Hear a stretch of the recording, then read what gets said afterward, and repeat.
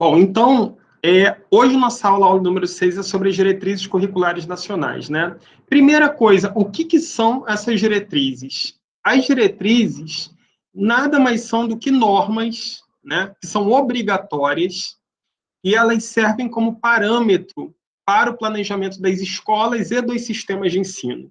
Enquanto a gente tem os parâmetros curriculares nacionais como um parâmetro para as práticas, né, para o planejamento dos professores, das escolas, as diretrizes elas são mais amplas. É o planejamento curricular dos sistemas de ensino como um todo, ok?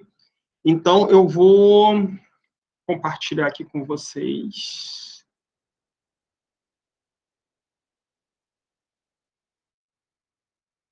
Acho que é esse daqui. Não, compartilhei errado, gente. Calma aí. Agora eu vou compartilhar certo. Vamos lá.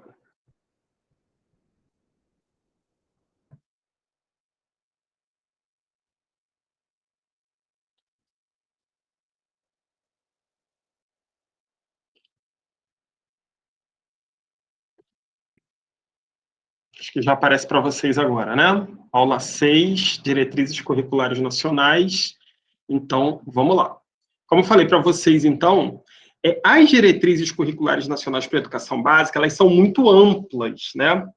Porque elas englobam as diretrizes para o ensino fundamental, para a educação infantil, para o ensino médio, para a educação especial, para a educação profissional. Então, são muitas diretrizes aí no meio. Essa que nós vamos ver hoje são as diretrizes curriculares nacionais gerais para a educação básica. Ou seja, todas as etapas e todas as modalidades da educação básica, elas precisam ser abarcadas, elas estão abarcadas dentro dessas diretrizes curriculares nacionais, tá?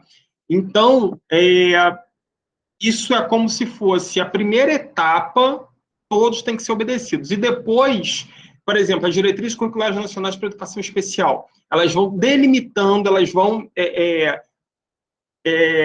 detalhando as situações específicas de cada modalidade, de cada etapa, ok? Hoje a gente vai ver geral, até porque ela é muito extensa, eu trouxe pontos principais para a gente falar e para a gente discutir, mas é muito extensa, né? Nós vamos ver detalhadamente todas essas diretrizes no curso preparatório nosso, que vai começar no dia 2 de agosto, né? Aí nós vamos ver as diretrizes curriculares nacionais para o ensino fundamental de 9 anos, os referenciais da educação infantil, as diretrizes curriculares nacionais para a educação especial, para a educação profissional e tecnológica. Então, a gente vai ver todos esses detalhadamente. Bom, vamos lá. Vamos começar, então. Bom, primeiro vamos começar com os objetivos, né? Quais são os objetivos das diretrizes curriculares? Então, basicamente, são 3 objetivos principais. Primeiro, sistematizar os princípios e as diretrizes da educação básica contidos na Constituição, na LDB e nos demais dispositivos legais, traduzindo-os em orientações que contribuam para assegurar a formação básica comum nacional, tendo como foco sujeitos que dão vida ao currículo e à escola. O que isso quer dizer?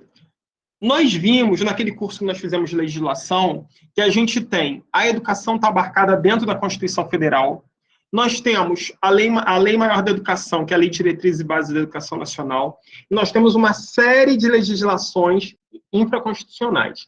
A gente tem Estatuto da Criança e do Adolescente, Plano Nacional de Educação, Lei do Fundeb, tem várias legislações, Lei do Piso, que ficam ali, que compõem também esse arcabouço, né, jurídico da educação. As diretrizes curriculares nacionais, elas servem para quê?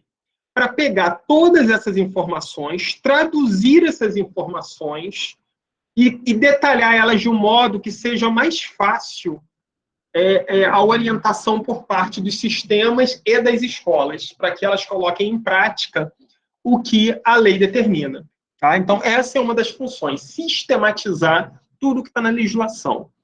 Segundo objetivo, estimular a reflexão crítica e propositiva que deve subsidiar a formulação, execução e avaliação do projeto político-pedagógico da Escola de Educação Básica. Essa é a nossa próxima aula, projeto político-pedagógico. Então, as diretrizes curriculares nacionais, elas são um pontapé para a construção dos projetos políticos pedagógicos.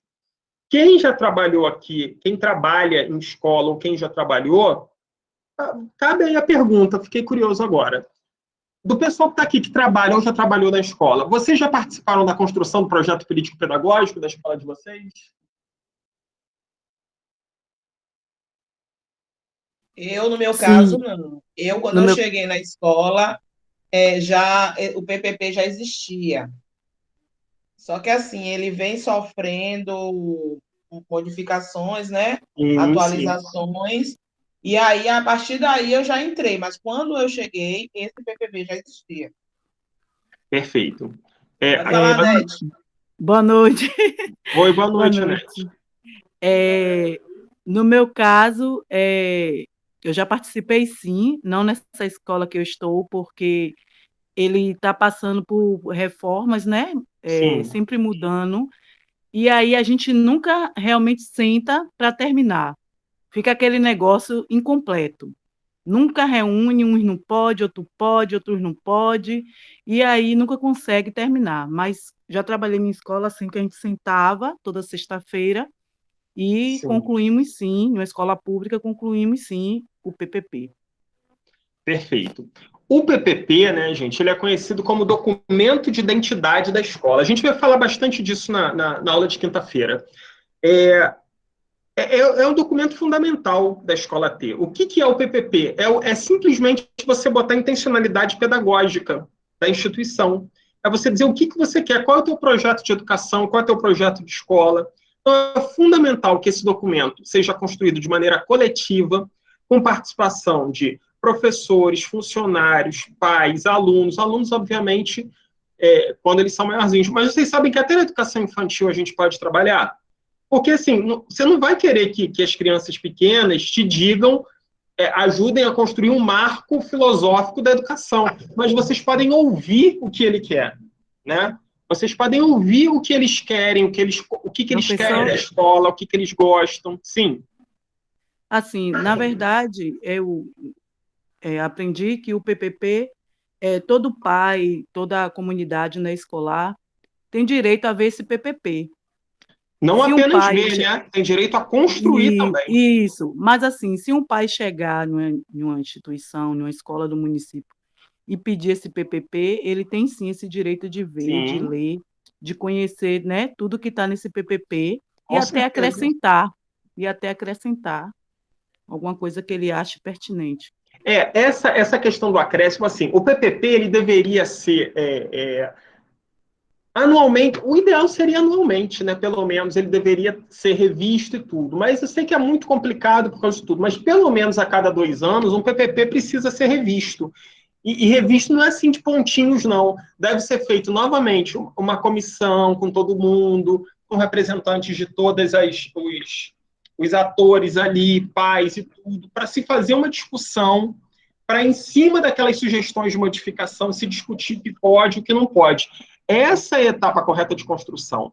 E em relação ao documento ser público, qualquer pessoa, não apenas pais, qualquer pessoa, eu estou passando aqui em frente, vi a escola, achei bonita, eu posso dar uma olhada no PPP da escola? Pode, ele é um documento público.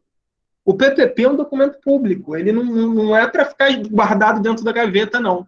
Infelizmente, né, não sei se vocês já passaram por isso, mas eu já passei por muitas escolas, já coordenei algumas, já trabalhei em secretaria de educação em que eu conheci diversas escolas e posso dizer para vocês, em que muitas, o PPP é um documento de gaveta. O que é o documento de gaveta? É aquele documento que construíram lá, nem foi com todo mundo, foi um grupinho lá que construiu tudo, e botaram lá na gaveta. É só para constar oficialmente que tem o PPP. Mas, na verdade, ele não tem função nenhuma, praticamente função nenhuma. Né? Tudo que está ali é uma mera peça de ficção.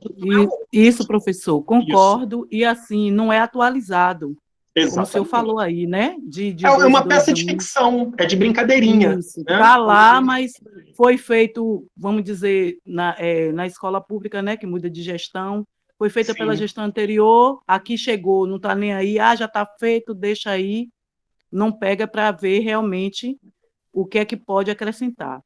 Exatamente, exatamente. Eu vi aqui que entrou agora o Rodrigo, né? Rodrigo trabalhou comigo em Mesquita na época em que nós fizemos a construção dos PPPs das escolas do município. E Rodrigo, eu não sei se o Rodrigo na época já estava em direção, na direção da escola, ou se ele estava na coordenação, mas ele participou ativamente da construção do PPP da escola dele, né? E foi um movimento de construção coletiva.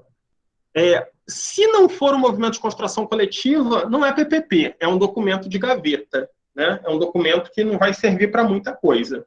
Mas Verdade. nós vamos discutir muito na quinta-feira agora, depois de amanhã, que nós vamos falar exclusivamente de PPP. Né, Rodrigo? Você falou aí? Sim, um desafio muito grande, Alexandre, que eu vivi na época da coordenação pedagógica foi a concepção de escola, né? Eu não sei se você lembra também, na época, o município o município difundiu que a concepção interacionista era aquela que trazia benefícios, né, visando a melhor ensino e aprendizagem. E eu nunca vou esquecer, porque no campo da alfabetização, que sempre foi minha maior preocupação e ainda é hoje, né, as minhas professoras usavam a silabação, usavam a cartilha, e eu vivi, assim, na escola um verdadeiro choque, assim, um verdadeiro confronto com elas sobre abandonar ou mesclar as práticas mais tradicionais, né, para dar espaço a uma concepção mais onde o aluno fosse mais ouvido, tivesse maior protagonismo, né. Isso vai ficar marcado na nossa construção da escola de proposta pedagógica. Olha, eu acho que a construção de um PPP, quando ela acontece da maneira que deve ocorrer, ou seja, democraticamente, né, ela é uma das experiências mais enriquecedoras para os profissionais que participam dessa construção, né? Primeiro que você precisa estudar muito, porque não é simplesmente você chegar e começar a dar opinião do nada. Você precisa ter um embasamento pedagógico para estar falando, você precisa ter um embasamento teórico para poder fazer essa discussão, né? E assim, mas eu não tenho, eu não sei. Ué, gente, estuda, aprende. Eu, quando participei da construção dos PPPs, né, eu fazia parte da comissão municipal dos PPPs. A gente tinha uma comissão dentro da Secretaria de Educação que era responsável por orientar todo o município na construção dos seus PPPs. Então, essa comissão ali fazia parte, eu, na época, subsecretário, fazia parte a secretária, fazia parte diretor do departamento, e a gente estudava. A gente estudava porque, assim, nós estudamos na faculdade. A gente dava aula. Eu, na época, não estava dando aula, mas já tinha dado aula em preparatório, só que a gente precisa estudar sempre. A gente precisa estudar, a gente precisa rever novas visões. Por exemplo, vou confessar para vocês, a proposta do PPP, ela falava muito em multiculturalismo. E eu, obviamente, conhecia multiculturalismo, mas eu não tinha me aprofundado na questão do multiculturalismo. Eu tive que aprender muita coisa sobre o multiculturalismo, né? Então, assim, é um aprendizado muito grande. Um PPP bem construído é um aprendizado muito grande. Quinta-feira a gente vai conversar mais sobre o PPP. Mas voltando aqui, então, ao que a gente estava falando, um dos objetivos das diretrizes curriculares nacionais é justamente estimular essa reflexão para a construção, execução e avaliação do PPP. O PPP ele precisa ser avaliado, ele não é documento de gaveta. Ele precisa ser periodicamente avaliado. Okay? Terceiro objetivo, orientar os cursos de formação inicial e continuada de docentes e demais profissionais da educação básica, sistemas educativos, os diferentes entes federados e as escolas que os integram, indistintamente da rede a que pertençam. Então, o que acontece? Aí um outro furo que a gente tem na nossa educação, né? Às vezes a gente tem um problema muito sério na formação de professores, que não é nem a formação continuada, é a formação inicial, lá na faculdade, na graduação. Eu passei pelo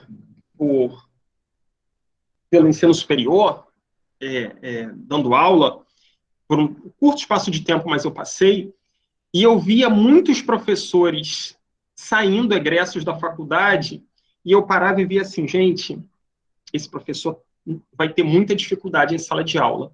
Porque, às vezes, a teoria da sala de aula está tão desgarrada da prática, a teoria da faculdade está tão desgarrada da prática de sala de aula que é inevitável que haja um choque.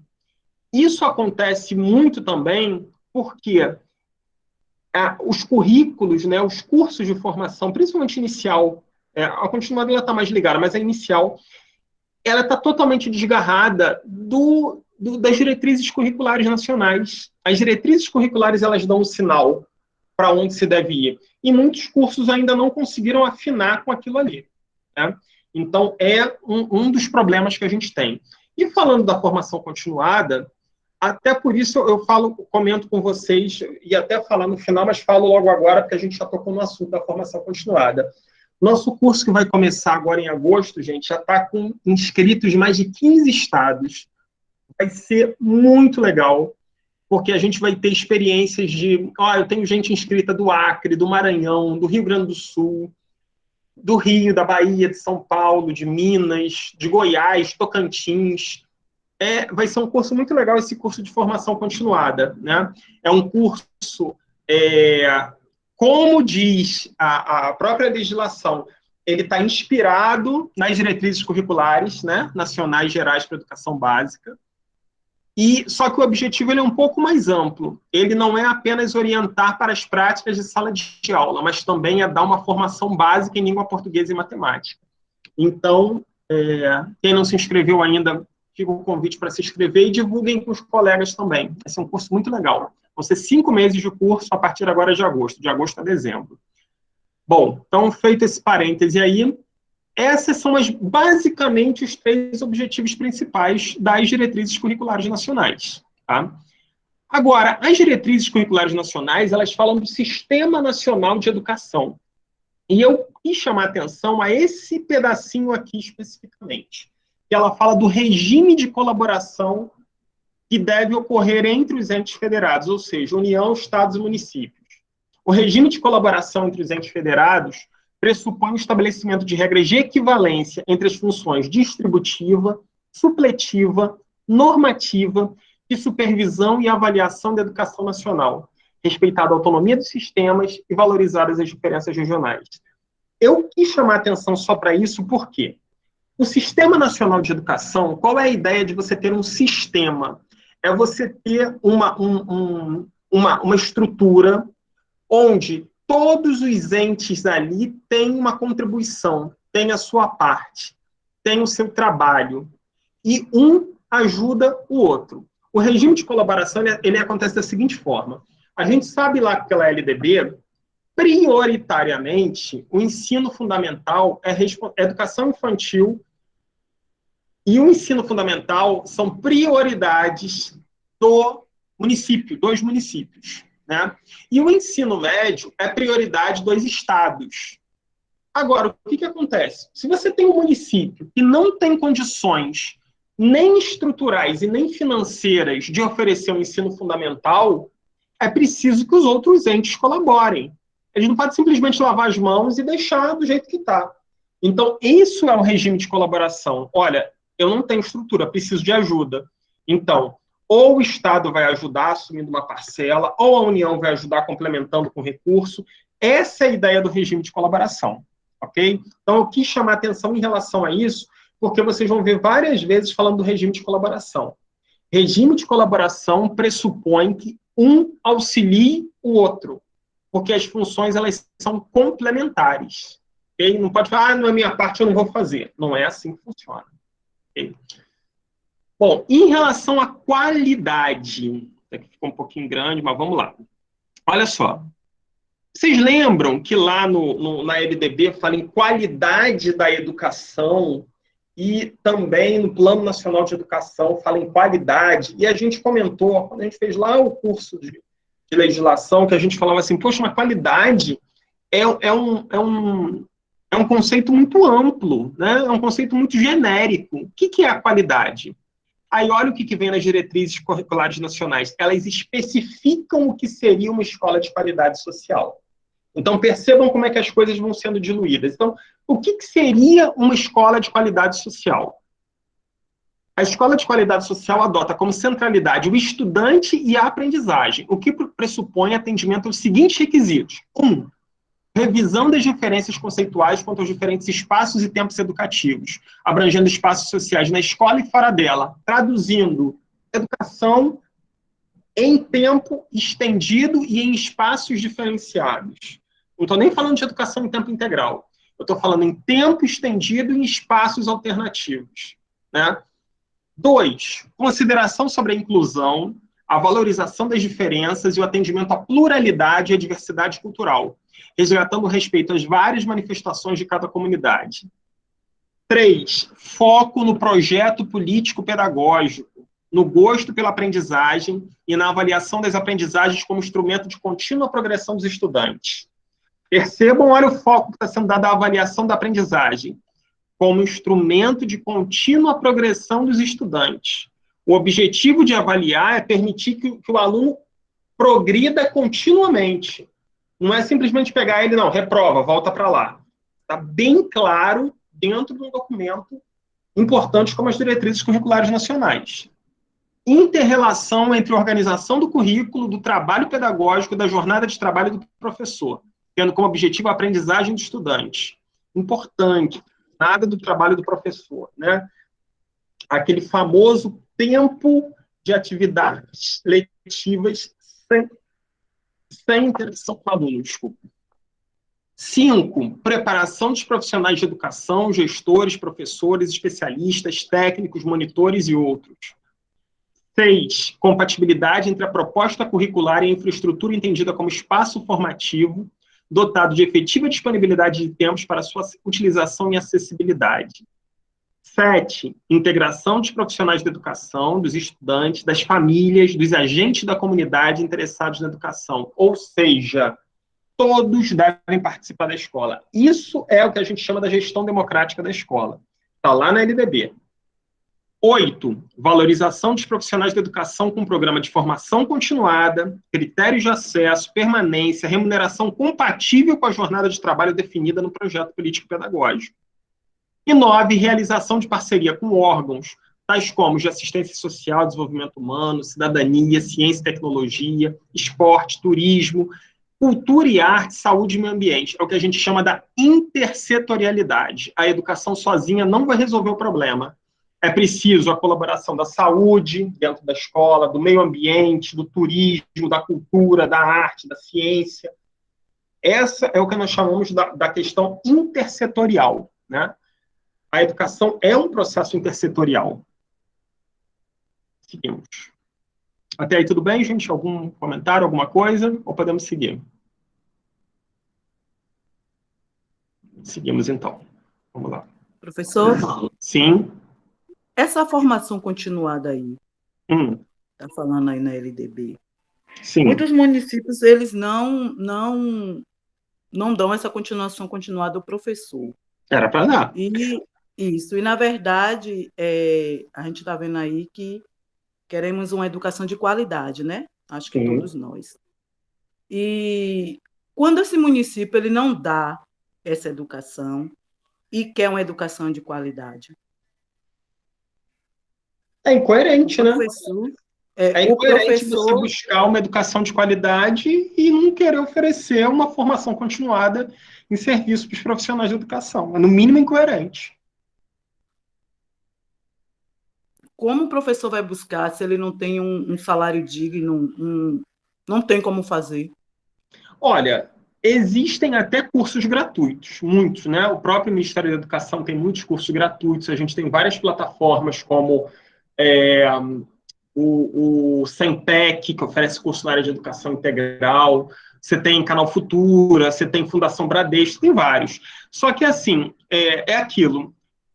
Não é que a gente possa dizer que, assim, é uma desculpa para não fazer formação. Não, isso daí não é desculpa para você não fazer formação, você consegue. Agora, isso não exime o município, o Estado, os entes federados da sua responsabilidade de oferecer formação continuada. Essa oferta, ela não necessariamente precisa ser própria, entendeu? O município não precisa formar, não. Ele pode simplesmente aproveitar esses diversos cursos que já são oferecidos e repassar, e divulgar, incentivar que os seus profissionais façam. Isso é fundamental, isso não exime a responsabilidade dos entes federados. Agora, formação continuada em serviço é fundamental, não tem nem o que se discutir, não tem nem aquilo de falar, mas não tem, é fundamental. Ok? Ok, professor. Seguimos? Então vamos seguir. Depois a gente... Vamos voltar nesses assuntos ainda, com certeza. E me perdi, cadê? Achei. Vamos lá.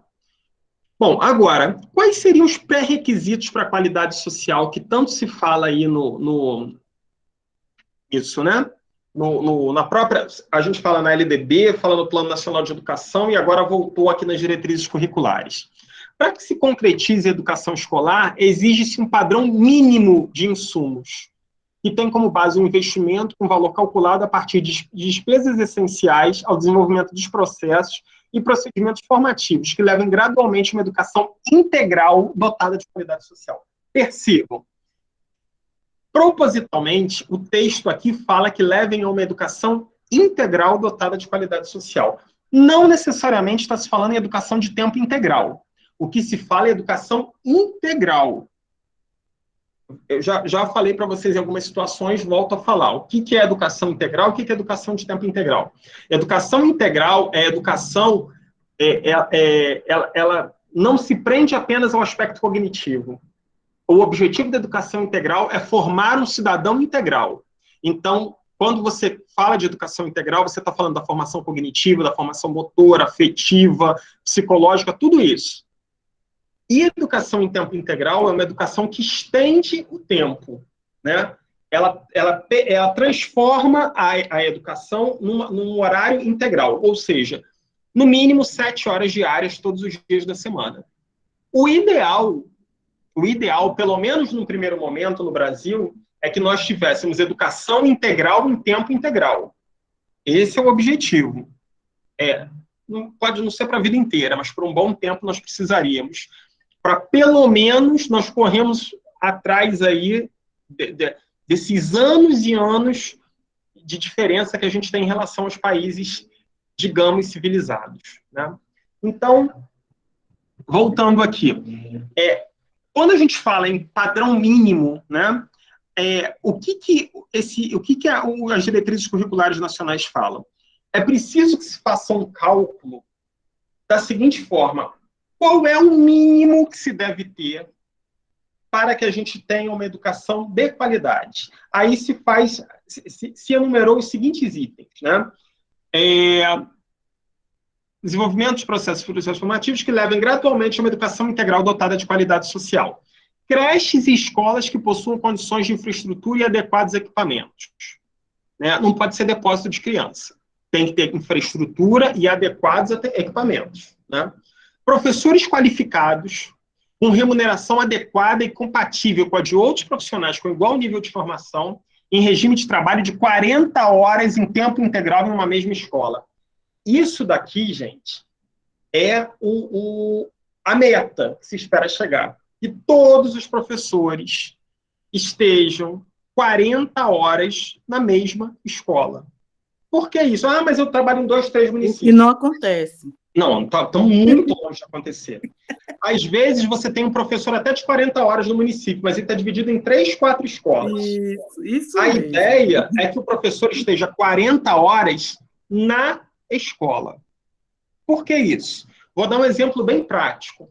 Em 2016, eu trabalhava na Secretaria de Educação de Mesquita, no Rio de Janeiro. 16 não, 15, desculpa. Foi final de 14, início de 15. 14, 15... Não, 14. 14, foi 14 ainda. Ano da Copa.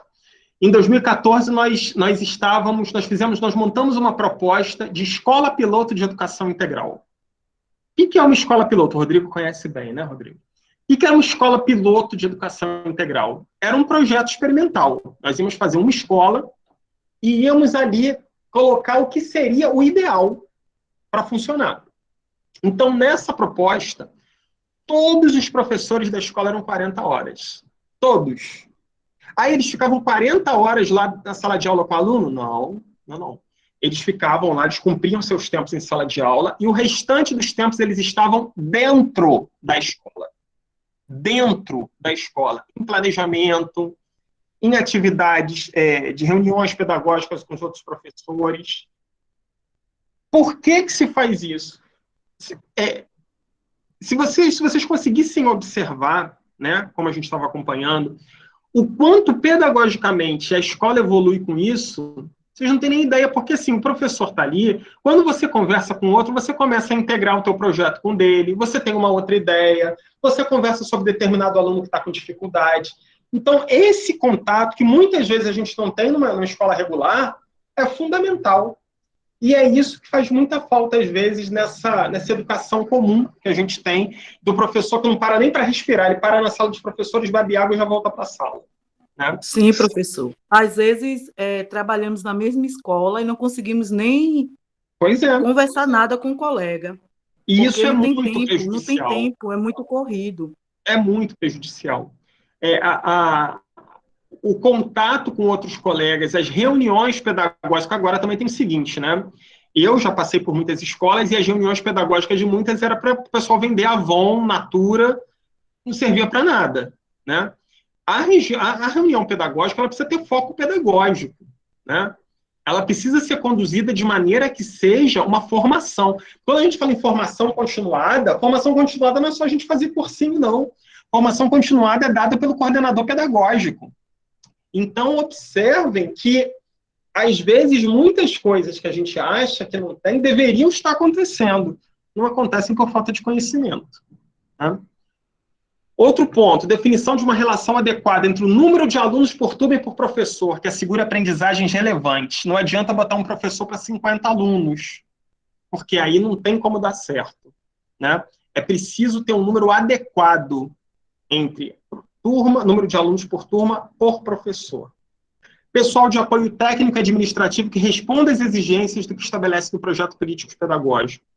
Ou seja, pessoal técnico e administrativo. É preciso ter um orientador educacional, coordenador pedagógico, né? Esses atores são fundamentais no processo. A escola não se faz só com o professor, né? A escola se faz com outros profissionais também.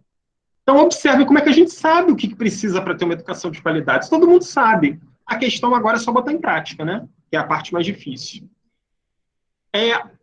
Agora, em relação ao planejamento, como isso pode ser colocado em prática? As diretrizes curriculares nacionais, elas também apontam. O planejamento das ações coletivas exercidas pela escola supõe que os sujeitos tenham clareza quanto, primeiro, aos princípios e às finalidades da educação, além do reconhecimento da análise dos dados indicados pelo IDEB e outros indicadores que o complementem ou substituam. Falo novamente da minha experiência. Quando eu estava na Secretaria de Educação, eu tabulava os dados do IDEB. Só que eu não fazia ranking para ver quem é primeiro, quem é segundo, não.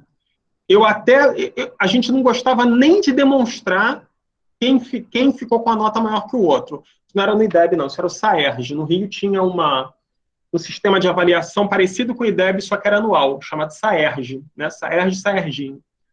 E esses dados, a gente não deixava que uma escola soubesse dos outros, porque a questão não era fazer ranking. Esses indicadores, eles servem para a escola olhar para si mesma, ver aonde está meu problema. Né? Olha, eu estou com um aluno com dificuldade em língua portuguesa. A turma teve um índice ruim. Então, será que não é... Qual o problema que está acontecendo? Vamos pensar o que a gente pode trabalhar. Esse é o objetivo. Né? Essas são as situações que devem ser encaradas pela escola. Segundo, a relevância de um projeto político-pedagógico concebido e assumido colegiadamente pela comunidade educacional, respeitadas as múltiplas diversidades e a pluralidade cultural. Novamente, toca no PPP. É para vocês verem a importância de um PPP que é feito de maneira colegiada. Ou seja, não é para ser feito no gabinete do diretor. O projeto político-pedagógico tem que ter participação de toda a comunidade escolar, dos pais, dos profissionais, dos professores, dos alunos, todos precisam participar. Sabe por que todos precisam participar? Porque quando todos participam, todos se sentem responsáveis. Depois não tem aquela de jogar, o problema não é meu, o problema é de fulano. Todo mundo participa, todo mundo é responsável. Terceiro ponto, a riqueza da valorização das diferenças manifestadas pelos sujeitos do processo educativo em seus diversos segmentos, respeitados o tempo e o contexto sociocultural. Olha o multiculturalismo aparecendo aí, né? E o quarto ponto, os padrões mínimos de qualidade, que é o custo-aluno qualidade inicial. Isso daí foi uma discussão muito ampla que começou em 2000, muito antes, mas em 2014, no Plano Nacional de Educação, quando teve a Conferência Nacional de Educação, que aprovou o Plano Nacional de Educação, se aprovou o custo aluno qualidade inicial. O que é esse custo aluno qualidade inicial? É um valor mínimo que se estipula por aluno e se entende que é o mínimo possível, o mínimo necessário para que a gente tenha uma educação de qualidade, para que as escolas consigam, por exemplo, o custo aluno qualidade inicial vai ser de R$5.000. Então, a escola que tem, não a escola, né, são os municípios, o município que tem 1.000 alunos vai receber o valor de R$5 milhões, porque se entende o quê? Que com este valor, este é o valor mínimo para que a gente consiga atingir padrões mínimos de qualidade. Okay? Infelizmente, logo depois disso, começou a crise financeira, né, que ocorreu a queda da Dilma, aí veio Temer, aumentou os cortes da educação, aí veio Bolsonaro, aí acabou tudo de vez. Vamos esperar para ver se no pós-Covid, né,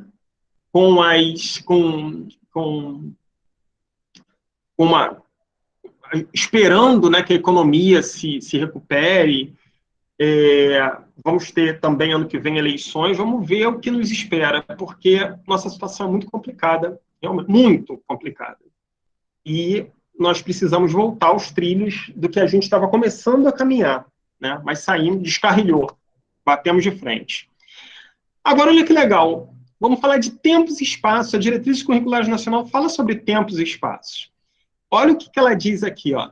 Cabe aos sistemas educacionais, em geral, definir o programa de escolas de tempo parcial diurno, matutino ou vespertino, tempo parcial noturno e tempo integral, turno e contraturno ou turno único com jornada escolar de 7 horas, no mínimo, durante todo o período letivo, tendo em vista a amplitude do papel socioeducativo atribuído ao conjunto orgânico da educação básica, o que requer outra organização e gestão do trabalho pedagógico. Tempo integral, a gente tem duas possibilidades: trabalhar com turno e contraturno ou trabalhar com turno único. Turno e contraturno é quando você tem os alunos matriculados num turno, que fazem o que a gente chamaria da escola normal, e no contraturno, ou seja, no turno inverso, ele faz atividades diferenciadas. Turno único é quando é todo mundo num turno só, né? Então, é uma jornada escolar de, no mínimo, 7 horas, é considerada turno único. Aí, prestem atenção nos 3 parágrafos que se seguem. Deve-se ampliar a jornada escolar em único ou diferentes espaços educativos, nos quais a permanência do estudante vincula-se tanto à quantidade e qualidade do tempo diário de escolarização, quanto à diversidade de atividades de aprendizagem. Então, percebam o que está sendo falado aí. Às vezes você pensa assim, poxa, vou adotar uma educação integral, mas minha escola não tem espaço. As próprias diretrizes falam que pode ser um único espaço, mas pode ser em diferentes espaços educativos. Então, eu posso usar espaços próximos que sirvam também como espaços educativos. Não necessariamente precisa ser a sala de aula, né? Educação não se faz só em sala de aula.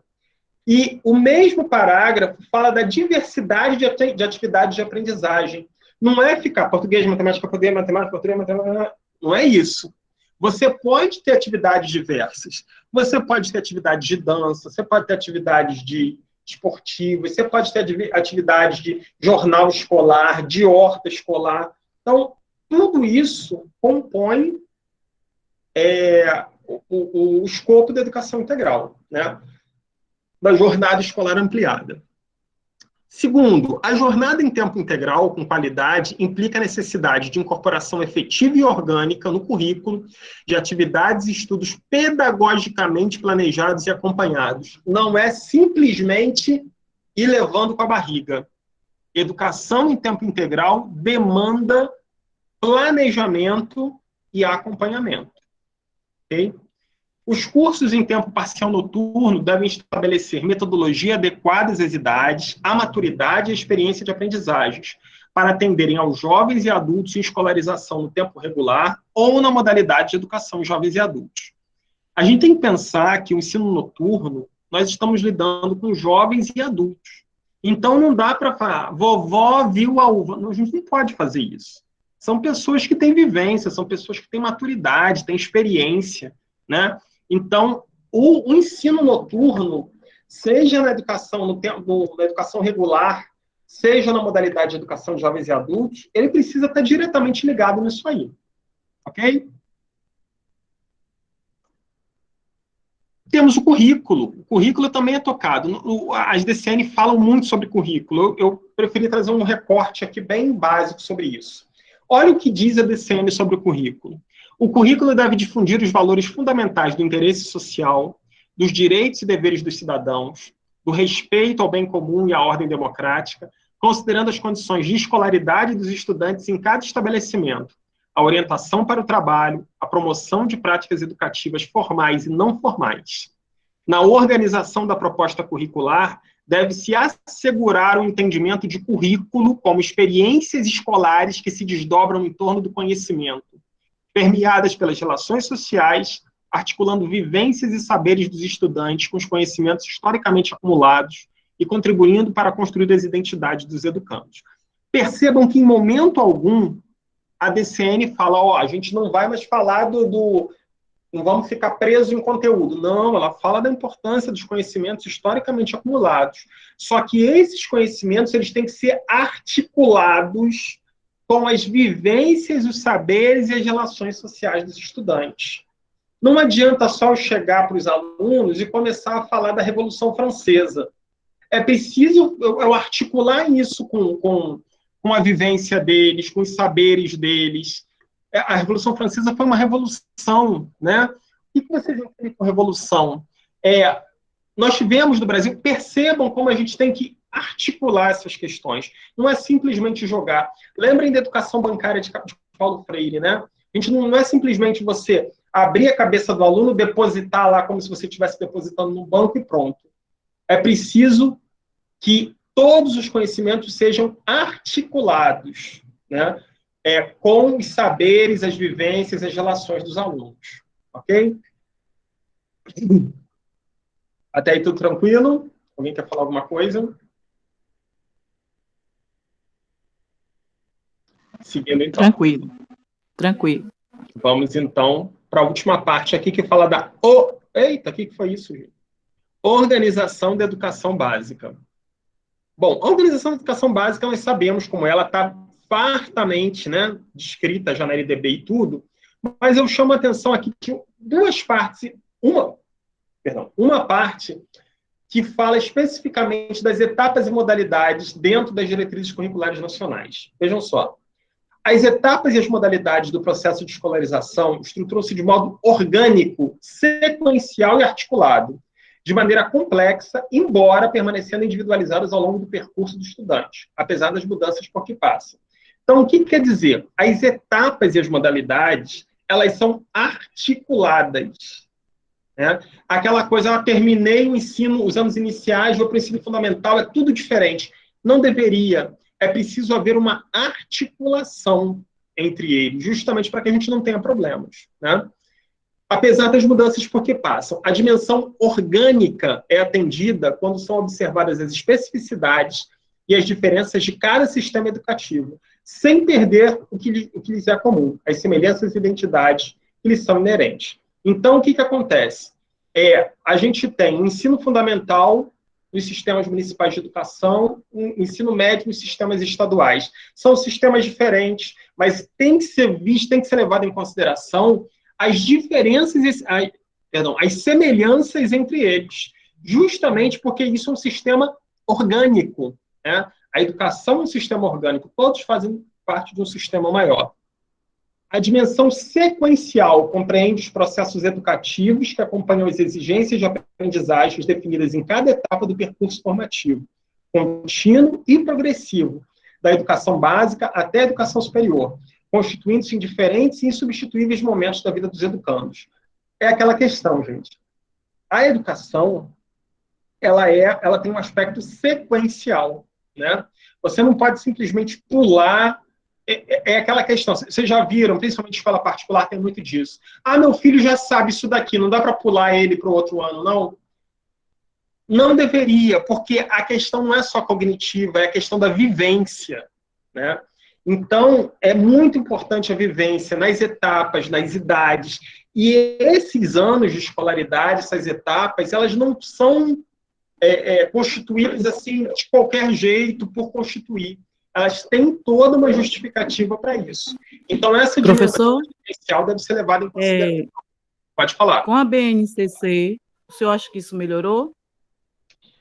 Existem prós e contras da BNCC, né? Eu costumo dizer o seguinte, a BNCC vai depender do uso que se fizer dela. Sabe por quê? Eu tenho excelentes professores que vão saber fazer um excelente uso da BNCC. E eu tenho professores que não vão saber fazer um bom uso da BNCC. Então, a nossa urgência maior não era nem a BNCC, era uma formação, uma grande formação nacional de professores. É o que eu mais sinto falta, que professores bem qualificados, professores bem formados, saberiam trabalhar muito bem a BNCC. O meu medo é que a gente não tem isso. A gente não tem, infelizmente, a gente não tem uma boa formação continuada. E isso pode levar tudo por água abaixo. Ok? Deu para entender aí? Sim, professor. Vamos ver, né, as cenas dos próximos capítulos. Aqui nós vamos fazer a nossa parte, né? A gente vai começar essa formação continuada. A previsão é que a gente tenha 250 alunos, a gente vai ter 250 vagas. 250, não, acho que são 150. Mas, obviamente, é uma ação que todos os municípios deveriam estar fazendo, né? Vamos torcer para que isso aconteça em breve. E o terceiro ponto, a articulação das dimensões orgânica e sequencial das etapas e das modalidades da educação básica e destas com a educação superior. Implica ação coordenada e integradora do seu conjunto. Ou seja, essa dimensão orgânica e essa dimensão sequencial, elas devem estar articuladas da educação básica até a educação superior. Porque a educação é tudo um contínuo, né? Não pode ser aquela coisa quebrada, é um contínuo. E isso tem que ser levado em consideração. O grande problema da educação é que a gente não pensa assim.